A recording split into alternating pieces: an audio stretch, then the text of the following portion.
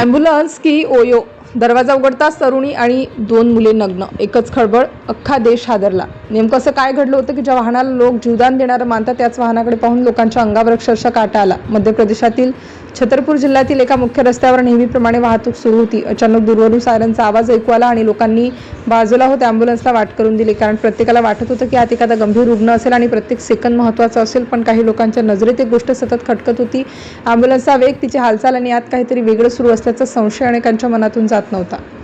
रस्त्याच्या कडेला उभे असलेल्या एका जागरूक नागरिकालाही हा प्रकार संशयास्पद वाटला. त्याने काही वेळ त्या ॲम्ब्युलन्सकडे लक्ष दिलं आणि नंतर तिच्या मागे जाण्याचा निर्णय घेतला. सुरुवातीला त्यालाही वाटलं कदाचित आपला गैरसमज असेल, पण जसजशी ॲम्ब्युलन्स पुढे जात होती तसतसा संशय आणखी वाढत होता.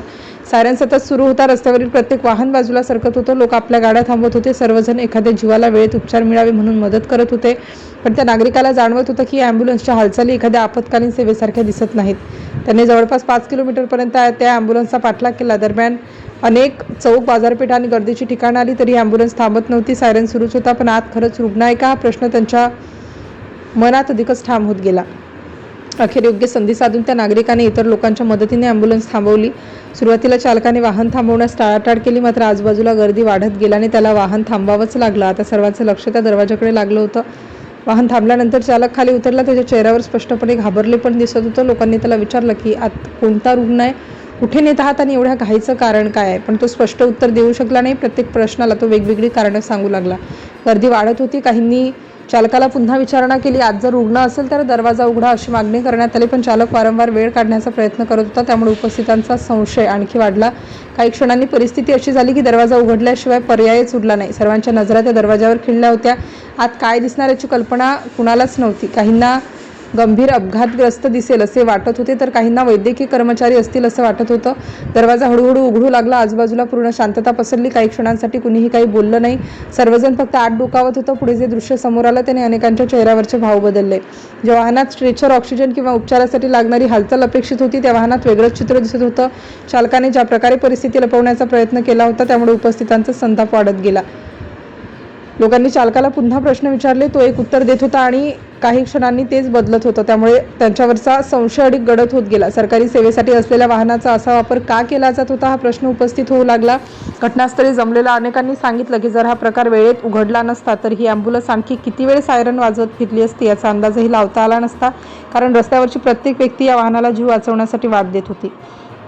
याच दरम्यान या घटनेची माहिती स्थानिक प्रशासनापर्यंत पोहोचली. संबंधित अधिकाऱ्यांनाही या प्रकरणाची माहिती देण्यात आली. सरकारी यंत्रणेचा गैरवापर झाल्याचा आरोप होत असल्याने प्रकरण गंभीर मानलं जाऊ लागलं. 108 रुग्णवाहिका सेवा ही सामान्य नागरिकांसाठी अत्यंत महत्त्वाची सेवा मानली जाते. अनेकदा वेळेत रुग्णालयात पोहोचल्यामुळे रुग्णांचे प्राण वाचतात. त्यामुळे अशा वाहनांवर लोकांचा प्रचंड विश्वास असतो. मात्र अशा प्रकारामुळे त्या विश्वासालाच धक्का बसल्याची भावना अनेकांनी व्यक्त केली. लोकांमध्ये संतापाचं वातावरण निर्माण झालं. अनेकांनी दोषींवर कठोर कारवाईची मागणी केली. सरकारी सुविधांचा गैरवापर करणाऱ्यांना कोणतीही सवलत मिळू नये अशी प्रतिक्रिया अनेकांनी व्यक्त केली.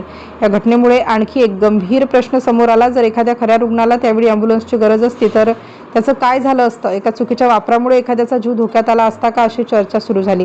अधिकाऱ्यांनी प्राथमिक चौकशी सुरू केली. चालकाची विचारपूस करण्यात आली. वाहन कोणाच्या आदेशाने वापरलं जात होतं, त्यामागे आणखी कोणाचा सहभाग आहे का याचाही तपास सुरू करण्यात आला. या संपूर्ण प्रकरणामुळे छतरपूर जिल्ह्यात मोठी खळबळ उडाली. आरोग्य विभागाच्या कार्यपद्धतीवरही प्रश्न उपस्थित झाले. अशा प्रकारची पुनरावृत्ती होऊ नये यासाठी कठोर पावले उचलण्याची मागणी वाढत गेली. सुरुवातीला अनेकांना वाटलं होतं की ही साधी तपासणी असेल, पण जसजशी माहिती समोर येत गेली तसतसं संपूर्ण प्रकरण अधिक गंभीर होत गेलं. प्रत्येकाला शेवटचा प्रश्न एकच पडला होता, दरवाजा उघडल्यानंतर नेमकं दिसलं तरी काय. आणि अखेर सर्वांसमोर सत्य आलं. ॲम्ब्युलन्समध्ये कोणताही रुग्ण नव्हता. आत एक तरुणी आणि 2 युवक आढळून आले. ते कपड्यांशिवाय असल्याचं उपस्थितांनी पाहिलं. यानंतर घटनास्थळी एकच खळबळ उडाली.